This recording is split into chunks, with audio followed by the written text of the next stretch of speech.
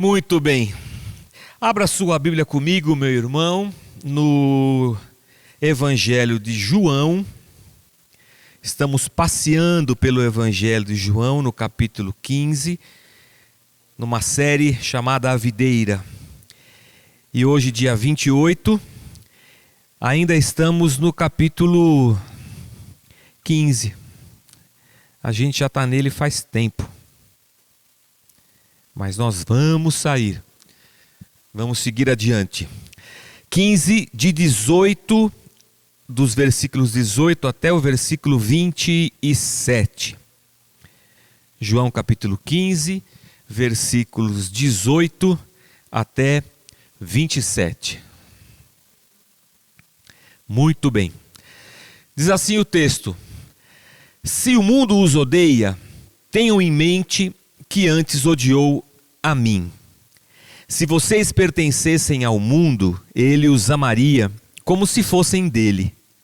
Todavia, vocês não são do mundo, mas eu os escolhi, tirando-os do mundo. Por isso o mundo os odeia. Lembrem-se das palavras que eu lhes disse: nenhum escravo é maior do que o seu senhor. Se me perseguiram, também perseguirão vocês. Se obedeceram à minha palavra, também obedecerão a de vocês. Tratarão assim vocês por causa do meu nome, pois não conhecem aquele que me enviou. Se eu não tivesse vindo e lhes falado, não seriam culpados de pecado. Agora, contudo, eles não têm desculpa para o seu pecado. Aquele que me odeia, também odeia o meu Pai. Se eu não tivesse realizado no meio deles obras que ninguém mais fez, eles não seriam culpados pelo pecado. Mas agora eles as viram e odiaram a mim e a meu Pai. Mas isso aconteceu para se cumprir o que está escrito na lei deles: odiaram-me sem razão. Quando vier o conselheiro que eu enviarei a vocês da parte do Pai, o Espírito da verdade, que provém do Pai, ele testemunhará a meu respeito. E vocês também testemunharão, pois estão comigo desde o princípio. Senhor, nós clamamos a Ti pela palavra que lemos, pedindo que o Senhor ilumine essa palavra e que diante dos nossos olhos, Senhor, ela se descortine e nós então possamos recebê-la, entendendo-a, encarnando-a, Senhor, na nossa vida, aplicando-a, Senhor, no nosso dia a dia. Seja alimento, Pai, para cada um de nós. Nós oramos agradecidos em nome de Jesus. Amém. Muito bem. Há algumas coisas muito interessantes nesse texto. Nós lemos o mesmo texto a semana passada. Se você reparar na pregação do dia 21, ela também diz respeito a esse texto. Então, tanto os dias 21 quanto hoje 28 estão baseados no mesmo trecho das Escrituras. Mas Jesus chama a nossa atenção aqui ao fato de que havia pessoas ao seu redor que o odiavam. Diferentemente do amor que os discípulos tinham, havia pessoas que odiavam a Jesus. Eram pessoas que haviam ouvido o que Jesus falava, e por ouvirem o que Jesus falava, agora a sua culpa era ainda mais clara. E duas coisas o texto fala para a gente: eu falei para eles e eu realizei obras no meio deles. As pessoas então que estavam ali ao redor de Jesus não só ouviram as palavras que Jesus dissera, como também viram nas atitudes de Jesus Cristo a manifestação de Deus. Viram Deus nas atitudes de Jesus. Então Jesus diz: se eu não tivesse feito tudo isso, eles não seriam culpados. Mas como eles não só me ouviram, como viram tudo o que eu fiz, eles são culpados. O que o texto está mostrando para a gente são dois tipos de pessoas. Os discípulos que, escolhidos e salvos pela graça do Senhor, estavam enxertados na videira, e esse outro tipo de gente, que é aquele tipo de gente que vê, escuta, mas que não crê no seu coração. Haviam os discípulos e os judeus que não reconheceram Jesus como Messias. São dois tipos de coração. Um coração que crê e um coração que não crê, antes rejeita. São dois caminhos talvez também. Podemos pensar assim. Um caminho é o caminho daquele que acredita e se dispõe ao discipulado, a ser um seguidor de Jesus Cristo. E o caminho daquele que rejeita a Cristo. E rejeitando a Cristo, esse caminho não é outra coisa a não ser o caminho da morte, da escravidão, do pecado. Consequentemente, o final desses dois caminhos também nos revelam dois destinos: a morte para quem não creu e a vida para quem estava enxertado na videira. As palavras de Jesus Cristo nesse texto, elas colocam os religiosos na condição de réus culpados pelo pecado da rejeição. Há uma culpa então em quem rejeita a Cristo, em quem olha para Jesus, vê as suas obras e ainda assim diz não. E os versículos 22 e 24 são importantes na nossa reflexão de hoje. E eu acho valiosos para a nossa caminhada como servos de Deus. Se eles não tivessem visto nem ouvido, não seriam culpados pela rejeição. Mas agora viram e ouviram e ainda assim rejeitam, então eles são responsáveis pela sua escolha, pela sua rejeição. O que coloca a gente diante de uma situação que todos nós sabemos, mas que por vezes fugimos. Nós também somos sempre responsáveis pelas nossas ações. Podemos escolher caminhos, ainda que por vezes sejamos levados pelas consequências a acreditar que não tivemos escolha. Mas sim, somos responsáveis. A grande questão que talvez a gente precise refletir nesse texto é que, diferentemente dos judeus que ouvem, veem e rejeitam, estão nesse mesmo balaio os discípulos que ouviram a palavra. Por isso estavam enxertados na videira que é Cristo. E ao ouvirem a palavra, eles são transformados pela palavra que vem do Senhor. A palavra que nós recebemos pela fé, a palavra que nós assimilamos, a palavra que nós encarnamos, que se transforma, essas palavras se transformam em ações na nossa vida, produzem em nós o fruto do Senhor. Ao mesmo tempo em que nós, quando optamos por seguir a Jesus Cristo, o texto de Jesus diz: eles viram as minhas obras. Aqui é uma coisa interessante para a gente pensar. Nós temos o costume de olhar para o Evangelho de Cristo, para a nossa caminhada como igreja, e esperar que as pessoas se acheguem a Cristo e no dia seguinte elas já sejam outras pessoas. Achamos que as pessoas, por virem a Jesus, automaticamente, como que por um milagre dos céus, elas se transformem da água para o vinho, do dia para a noite. Mas quando Jesus convida os seus discípulos para uma caminhada, quando Jesus convida os seus discípulos a segui-lo, o que o texto retrata para nós é que o que acontece é que eles estão aprendendo ao caminhar com Jesus. A caminhada os ensina.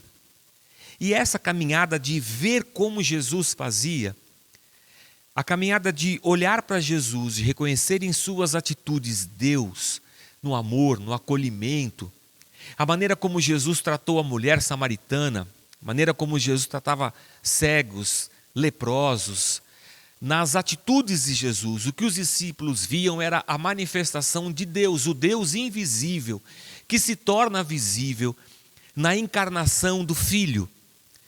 Então, isso não acontece do dia para a noite. Não a encarnação do Filho, a nossa transformação. É numa caminhada que nós vamos observando como Jesus age. Vamos aprendendo não só nas palavras, mas vamos aprendendo com a vida. Então, a transformação na vida do discípulo não é um milagre instantâneo. A transformação na vida do discípulo, eu gosto dessa frase, é uma vida vivida. Oh, mas pastor, toda vida é vivida. Não, tem vida que é desperdiçada. Eu digo uma vida vivida porque é vida que se vive, sabe? É um mês, 2 meses, 3 semanas, anos, é a nossa caminhada com Deus. E não dá para esperar de nós transformação, senão a partir de uma caminhada de aprendizagem, de fé, de receber a palavra, de permitir que essa palavra nos molde, de clamarmos ao Espírito Santo, uma ação ativa também nossa, na busca pelo Senhor e pela sua palavra. Então, o texto está mostrando que há um tipo de gente que se dispõe a ouvir, ver, caminhar junto e se permitir transformar. Ser limpo, porque se são ramos da videira, são limpos para que produzam mais frutos. E de outro lado, um tipo de coração que vê, ouve e diz não. A gente pode até fazer um paralelo entre a fé em Cristo e a religião. E para esse paralelo, eu queria dar uma viajada aqui nessa manhã com vocês, se vocês assim me permitirem. Jesus, quando está falando que as pessoas o odeiam de graça, sem motivos, ele cita o salmista. São 2 salmos prováveis para essa citação de Jesus. Tanto o Salmo 35, 19, se você quiser anotar aí depois ler o Salmo, e o Salmo 69, versículo 4. Os 2 salmos de Davi que falam sobre o ódio gratuito das pessoas contra Davi. E Jesus toma esses 2 salmos e ele diz: as pessoas me odeiam porque isso aqui é o cumprimento do salmo e daquilo que Davi estava vivendo. O ódio gratuito da religião contra Jesus vem de uma rejeição da verdade. É muito engraçado isso. Se você conversar com todo mundo e falar assim: Deus é bom, é muito provável que todo mundo diga amém. Porque se você pensar no quesito religião, se você falar para ele assim, Deus é bom, ele pode pensar no Deus dele, Alá. Ele pode pensar no Deus dele, que eu nem sei quem é, não sei os nomes, tem Deus para tudo quanto é coisa. Então falar em Deus, na palavra Deus, é uma palavra que ela cabe em qualquer religião. Mas quando você fala Jesus, aí o caldo entorna e deve ser crente. Falou de Jesus, deve ser crente. Parece que o gargalo do funil fecha bastante. E quando Jesus diz eu sou o caminho, a verdade e a vida, todas as pessoas que rejeitam a verdade, rejeitam o fato de que Jesus é o Messias, de que Jesus é Deus encarnado, o único Deus, Senhor soberano sobre todas as coisas, reconciliador do homem com Deus, essa rejeição, disse Jesus, fruto de uma estrutura religiosa que não aceita Jesus como Deus, ele vai dizer que essas pessoas não podem elas não podem se desculpar da sua rejeição, da sua escolha e do seu pecado.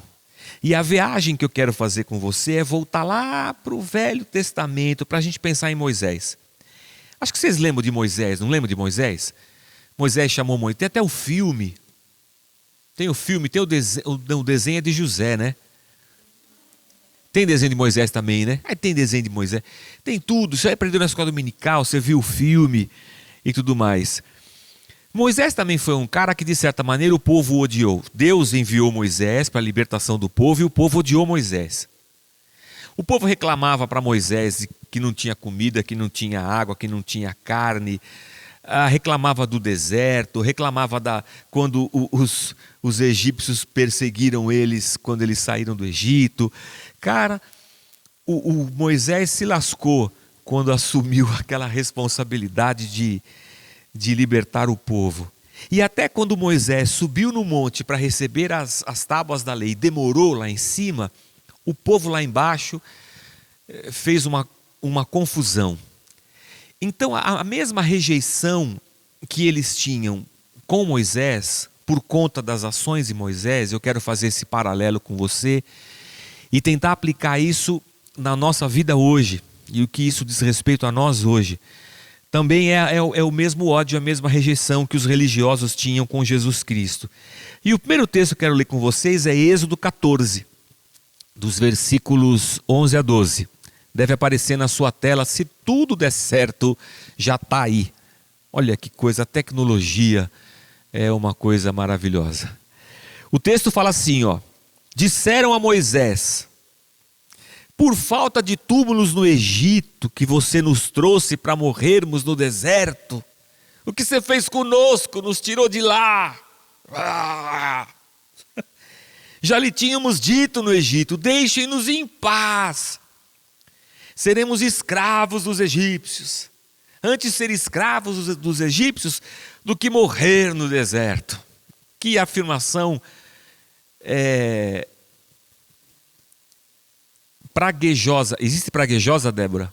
Não sei. De quem pragueja. Existe o verbo praguejar, não existe? Então, que afirmação praguejosa é essa aqui? E que momento é esse? Eles foram libertos, Deus manda as 10 pragas, o povo é liberto do Egito e vão andando, até que chegam diante do Mar Vermelho e lá, diante de uma impossibilidade física, eles não conseguiram atravessar, o exército egípcio que vem atrás vai se aproximando. Aí o povo olha para trás, vê os egípcios, olha para frente, vê o mar, e aí vai reclamar com Moisés. Moisés, a gente estava em paz, a gente era escravo, mas a gente gostava. Por que você tirou a gente de lá? Estava faltando túmulo lá? É para a gente morrer aqui nesse deserto? E lá mesmo, quando Moisés se levantou, as palavras do povo foram essas: deixe-nos em paz. E eu fiquei pensando, na segunda-feira, quando a gente estava conversando sobre o tema dessa semana, de hoje especificamente, o Fábio Ito citou Moisés, e aquilo ficou na minha cabeça durante a semana. E eu fiquei pensando assim, mas o que isso aqui tem a ver com o fato das pessoas rejeitarem Jesus Cristo no texto que nós lemos? E o que isso tem a ver com a gente hoje? O que ficou na minha cabeça foi essa frase: deixe-nos em paz, do versículo 12. Moisés foi lá e disse: vou libertar vocês. E eles falaram: deixa a gente em paz. E pensando nessa frase, nessa situação, na opção daquelas pessoas em permanecerem escravos, a opção de permanecer escravo aos olhos deles era melhor do que a possibilidade da liberdade. Tudo bem que naquele momento eles estavam diante de uma sinuca de bico, né? De uma situação impossível. Mas isso só aflorou um sentimento que já estava dentro deles. Eu fico pensando hoje, quando o Evangelho é pregado, e o Evangelho de Cristo, o Evangelho que nos confronta. Porque quando estamos diante de Jesus e da sua palavra, ela lança luz sobre nós, na nossa alma, no nosso coração. A palavra de Deus discerne as intenções do nosso coração.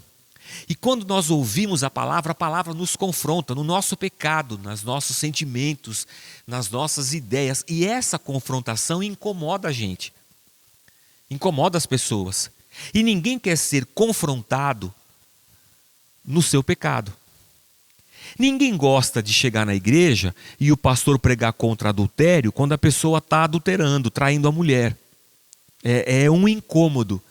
Era melhor que o pastor pregasse sobre o amor, sobre a paz, sobre a alegria, sobre os milagres, sobre a conquista de sonhos. Então há um quê nessa situação toda para a gente pensar bastante.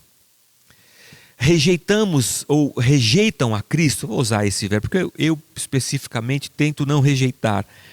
Rejeitam a Cristo porque querem permanecer em paz. Pô, me deixa em paz, não fica essa palavra de pecado, de que isso não pode, que aquilo não deve. Me deixa em paz para seguir o meu caminho. Era exatamente isso que eles estavam dizendo.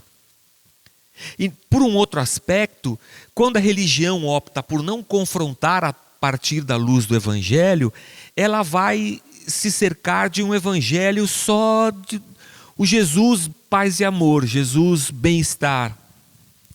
Não vou pregar nada que atrapalhe as pessoas, porque também se elas pararem de dar o dízimo aqui na igreja, nós estamos tudo lascado, a igreja não vai existir mais, então não vou falar de ética, de moral, de pecado, de nada disso, porque as pessoas não querem ouvir isso, elas querem ficar em paz. Isso é um aspecto da religião. Isso é um aspecto de quem não quer ser confrontado pela palavra, pela verdade, pela luz. Eu quero continuar como eu estou. Me deixe em paz. É isso que eu entendi e percebi quando as pessoas estavam rejeitando Jesus Cristo.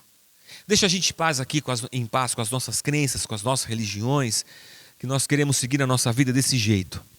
Mas há uma outra situação interessante também com Moisés, em Êxodo capítulo 16, versículo 3. Olha que interessante. Disseram-lhes os israelitas: quem dera a mão do Senhor nos tivesse matado no Egito. Lá nos sentávamos ao redor das panelas de carne e comíamos pão à vontade. Mas vocês, deve estar falando de Moisés e Arão, né? Mas vocês nos trouxeram a esse deserto para fazer morrer de fome toda essa multidão. Meu Deus, eles estavam no deserto, queriam comer carne, eles queriam a vida deles. E Moisés tinha tirado eles da vida deles. E eles falavam: lá na nossa escravidão, a gente se sentava ao redor das panelas de carne e comíamos pão à vontade.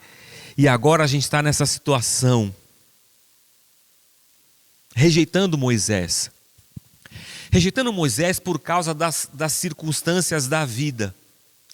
Por causa das agruras da vida. Por causa da caminhada normal a qualquer pessoa. Por causa das lutas e das consequências das nossas ações. E eu, olhando para esse texto aqui, eu fiquei pensando, a imagem que me veio à cabeça foi um miojo. Já comeu miojo? Não? Olha, experimenta, porque... E agora estão comendo sódio, está fazendo bem para a saúde. Não está não. Mas tudo bem. Macarrão instantâneo.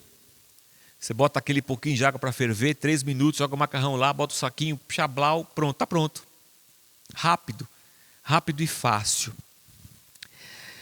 Parece que aquela multidão queria coisas rápidas e fáceis, instantâneas. Estou no meio de um deserto, estou numa caminhada em direção à terra da promessa, Deus me tirou da escravidão, mas eu insisto em coisas instantâneas e rápidas. E eu fiquei pensando bastante na religião de hoje em dia, que rejeita Jesus, porque quer coisas rápidas. Porque não quer ter o desprazer de uma longa caminhada com Jesus Cristo. Como quem se rejeita à vida. Porque convenhamos, irmãos, a vida é a vida, né? Eu sei que ela é bonita e é bonita. Está lá em Pronômios capítulo, versículo 37. A vida é bonita. Mas a vida é difícil, a gente sofre na vida, a gente perde, pessoas morrem, pessoas queridas.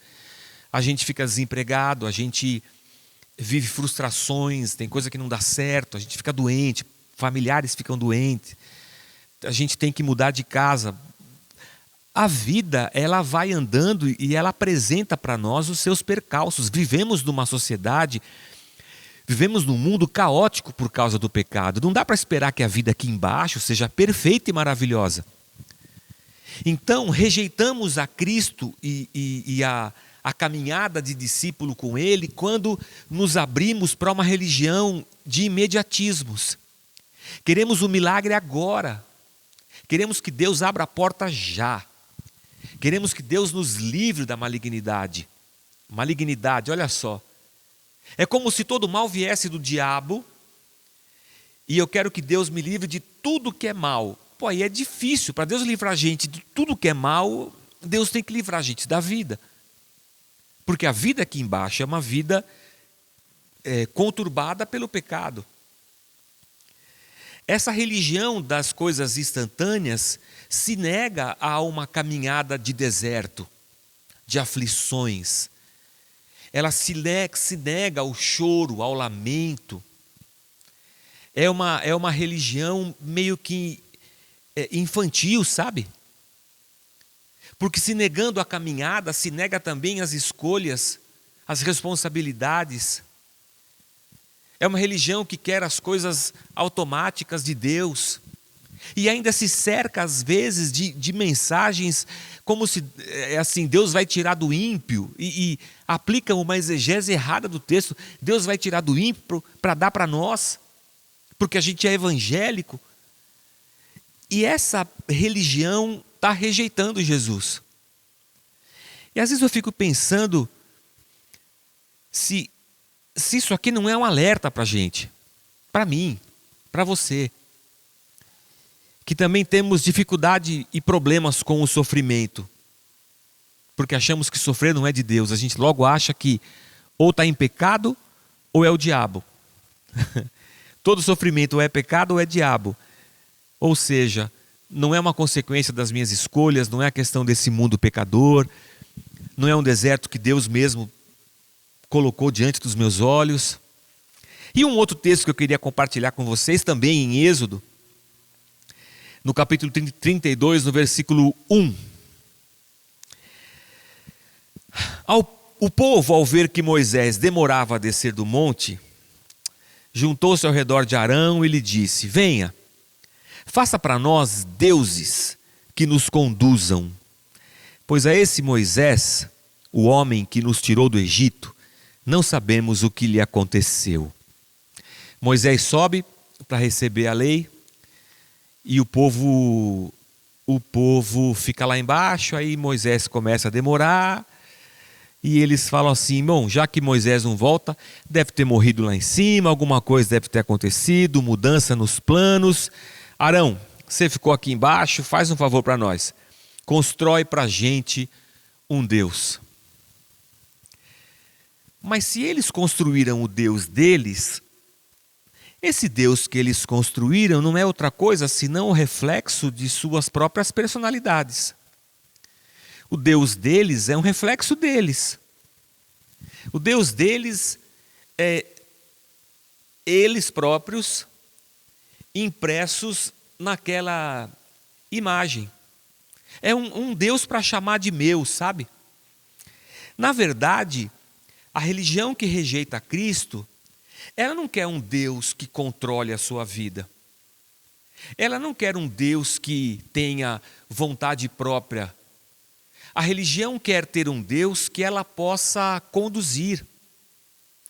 Eu quero um Deus que esteja acessível ao meu controle. Eu quero um Deus que me satisfaça, não um Deus que me confronte, que queira me tirar da minha paz, do meu caminho, que queira que eu faça o que Ele quer que eu faça. Eu quero um Deus para chamar de meu. E a religião, ela tem essa nuance, assim, ela tem essa característica. No fundo, o que o ser humano quer é controle. Nós queremos controle.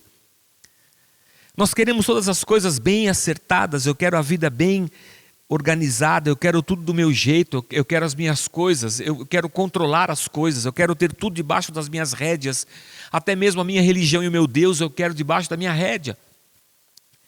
É por isso que religiosamente nós tentamos manipular Deus. achando que é o nosso Deus, no sentido de ser meu mesmo, que eu o controlo. Eu quero controlar Deus com meu dinheiro. Eu quero controlar Deus com meu sacrifício. Quero que Deus tenha piedade de mim, então eu sofro um pouco para Deus poder me atender. Eu quero um Deus que possa ser conduzido pelas minhas atividades religiosas. Isso é louco. É louco porque sutilmente eu me vejo envolvido por isso. Então eu quero fazer um jejum bem difícil, porque eu quero inclinar a mão de Deus para mim. E nesse jejum bem difícil, eu vou conseguir manipular Deus. Meu Pai. A gente parece criança que manipula os pais, né? E os avós. Normal, isso é normal na vida da gente. Eu tenho um cachorro que ele não fala, mas ele tenta. Então, ele está tentando. Diz a minha mãe que no céu os bichos vão falar. É teologia da minha mãe. No céu os bichos vão falar. E eu falo, mãe, de onde vem a sua teologia? Vem de Gênesis. A serpente não falou com a mulher? No jardim os animais falavam. No jardim os animais falavam, eles vão falar de novo. É que agora, por causa do pecado, eles não estão falando. Tem hora que eu olho para o Ozzy, eu acho até que essa teologia faz sentido, porque o Ozzy quer falar. Mas é engraçado que até o cachorro quer manipular o seu dono. Acho que meio, obviamente, sem a razão, né? Sem a consciência e a razão. Mas queremos um Deus para chamar de nosso. Porque rejeitamos a realidade de um Deus que nos controle. Rejeitamos a realidade de um Deus que é o caminho, é a verdade e é a vida. Porque o ser humano rejeita essa possibilidade. Eu quero ficar em paz. Eu quero fazer as coisas do meu jeito. Eu quero continuar aqui no meu pecado. Eu estou bem. Eu quero a minha vida do jeito que eu quero a minha vida. E aí nos deparamos com esse texto. E percebemos que uma vez que nós fomos enxertados na videira, e temos também responsabilidade pelo texto, também temos responsabilidade nessa escolha. Uma vez que estamos enxertados na videira, morremos para o mundo. A nossa vida não está mais ligada ao sistema desse mundo, a nossa vida está ligada a Cristo. Morremos para as coisas desse mundo. Na verdade, nós nascemos em meio ao caos desse mundo. Em meio ao deserto da existência humana, nós brotamos, e brotamos porque estamos enxertados em Cristo. Encarnamos a palavra de Deus para vivermos na prática as palavras de Jesus Cristo, para que Ele seja reconhecido na prática da nossa vida. Há um livro do pastor Ed René Kivitz chamado Talmidim. Talmidim, em hebraico, discípulos. E o Talmide é um discípulo. E aí ele cita no livro muitas situações que são da tradição judaica. E o discípulo do Rabi, o Talmide, ele era ensinado da seguinte forma, que ele tinha que andar atrás do seu mestre, imitando-o e aprendendo com ele, de tal maneira que a poeira levantada pelos pés do Rabi sujasse os pés do discípulo. De tão próximo da caminhada do seu Senhor que ele estava. Esse é o convite de Jesus Cristo para nós.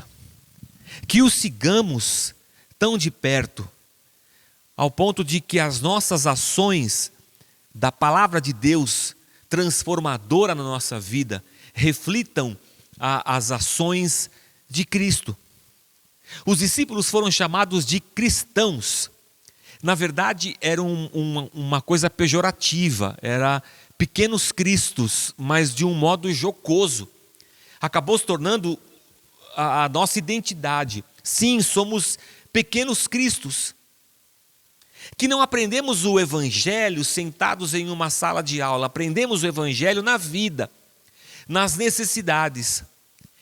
Aprendemos o evangelho passando pelo deserto, rejeitando as instantaneidades que o nosso coração deseja, aceitando a nossa caminhada, carregando a nossa cruz.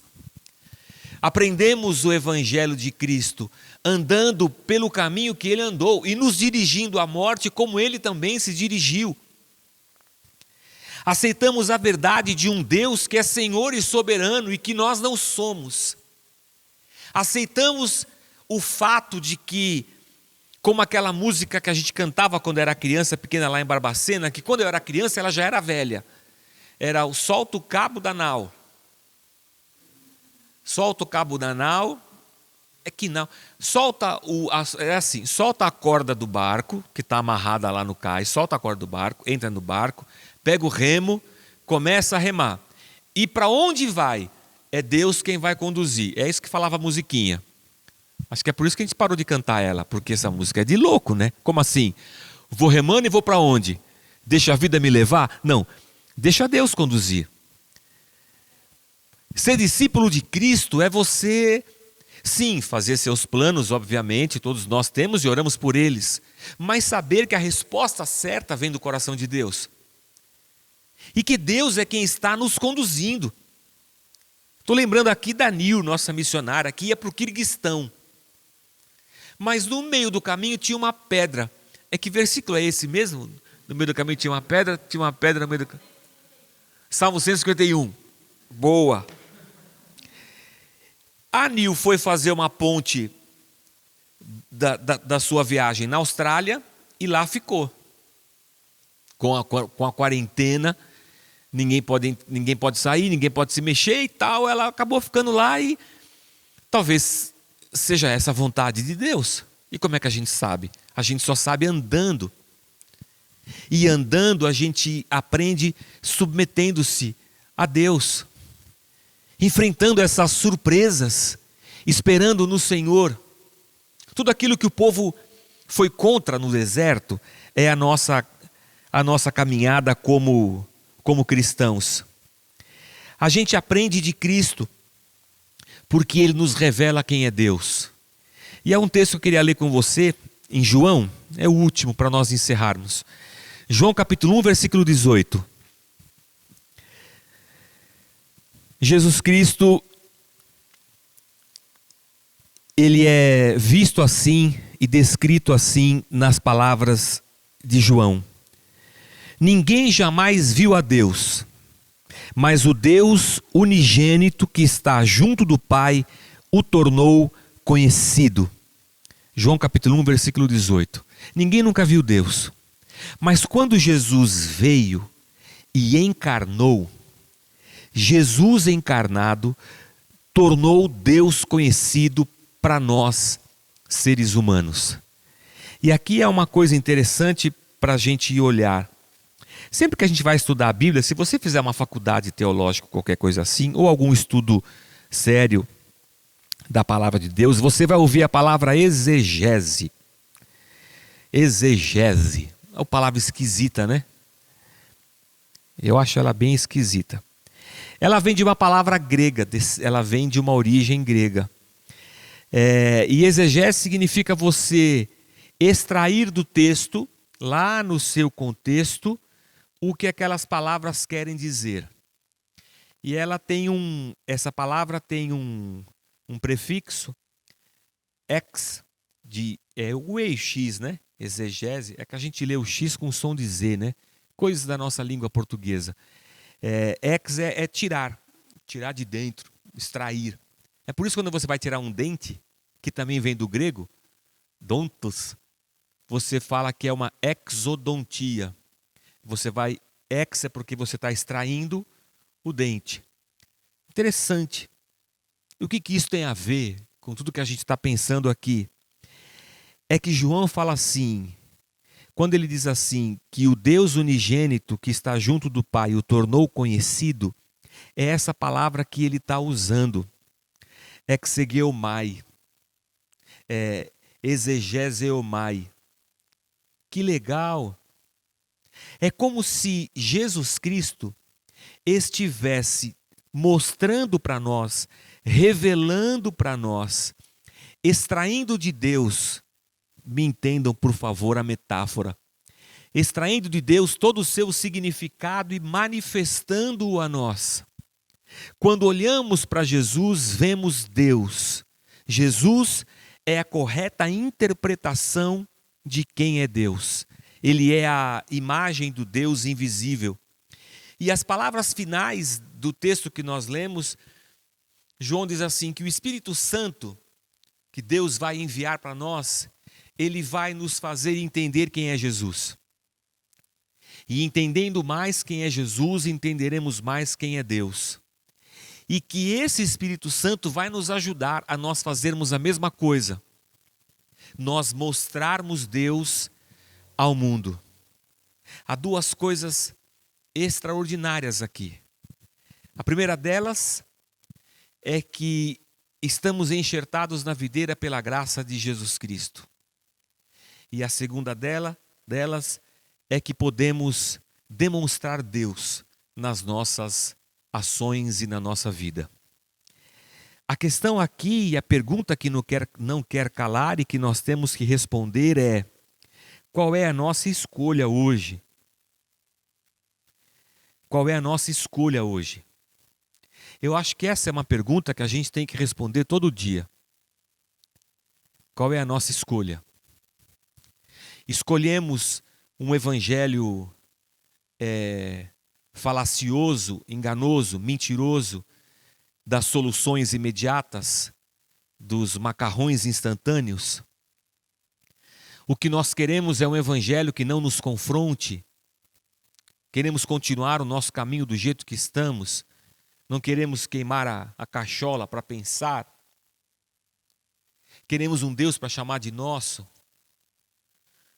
Ou nós optamos por seguir a Cristo.